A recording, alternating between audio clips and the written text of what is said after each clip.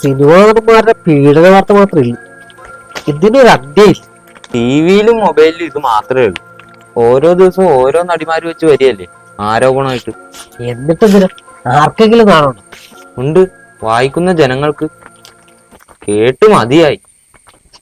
മത്തായി ചേട്ടനെ കാണാനില്ല. ഏത് കുട്ടിയെ മത്തായി? ഇന്നലെ പണിക്ക് പോയതാ. രാത്രി വീട്ടിലെത്തിയിട്ടില്ല. ഫോണാണ് സ്വിച്ച് ഓഫ്.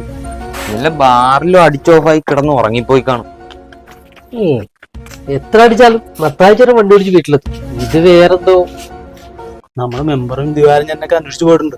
പുള്ളിയുടെ വീട്ടിലാണ് കരച്ചിലും സീനുവാ. വിഷമിക്കാണെന്ന് വല്ല അവയവക്കെടുത്ത് മാഫിയും മത്തായിച്ചേട്ടൻ കിട്ടാത്തതായിരിക്കും. നമുക്കൊന്ന് ഒന്ന് വീട്ടുകാരെ ആശ്വസിപ്പിച്ചാലോ? അവർക്കിപ്പോ നല്ല ആശ്വാസമുണ്ട്. നീയായിട്ട് അതിനി കളയണ്ട. ആറിൽ കുടിച്ച് അലമ്പാകുന്നവരെ സുരക്ഷിതമായി വീട്ടിലെത്തിക്കണമെന്നല്ലേ പോലീസ് നിർദ്ദേശം? അതെ, അമിതമായി കുടിച്ച് വണ്ടി ഓടിച്ച് വല്ലതും പറ്റിയ അതിന്റെ ഉത്തരവാദിത്വം ബാറുകാർക്കാണെന്നാ. അതുകൊണ്ട് അടിച്ച് ഓവറാവണവര് ടാക്സി വിളിച്ച് വീട്ടിൽ വിടണമെന്നാ പോലീസിന്റെ നിർദ്ദേശം. ഇതേ നമ്മുടെ കാണാതായ മത്തായി ചേട്ടനെ പോലെ ഒരാള്. പോലെയല്ല, ഇത് അങ്ങേര് തന്നെ. ഇത് എവിടെയാണ്? ഇവിടെ മൊത്തം തീരാണ്. ചേട്ടത്തിരക്കാൻ ആള് പോയിക്കാൻ. ഒന്നും പറയണ്ട. ഇന്നലെ ബാറിൽ നിന്ന് ഇറങ്ങിയപ്പോ ഒരുത്തം പണി തന്നതാ. ആരാ? ചേട്ടനെ പോലത്തെ അലമ്പ് പിടിച്ച വേറെ വല്ല കുടിയന്മാരും ആണ്. അല്ല, അവിടുത്തെ സെക്യൂരിറ്റിയാ. ഞാൻ പതിവ് പോലെ 2 എണ്ണം വിട്ട് വണ്ടി എടുത്ത് പോരാൻ ഒരുങ്ങിയതാ. അപ്പോഴാവുമ്പോ വട്ടം വീണത്. എന്നിട്ട് ആ വണ്ടി അടിച്ച? ആ വട്ടം വീഴലല്ല, ഞാൻ ഓവറാന്നും പറഞ്ഞ് അവൻ വണ്ടി മേടിച്ചു വെച്ചു.